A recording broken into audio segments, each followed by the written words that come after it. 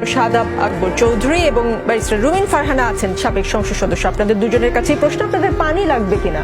পানির বোতল কিন্তু আছে আপনার ওখানে।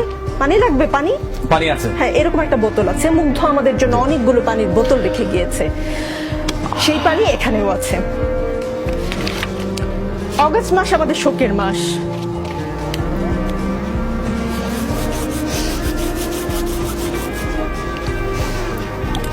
অগস্টের আগে জুলাইতে এমন করে শোক পালন করতে হবে আমরা কেউ ভাবিনি।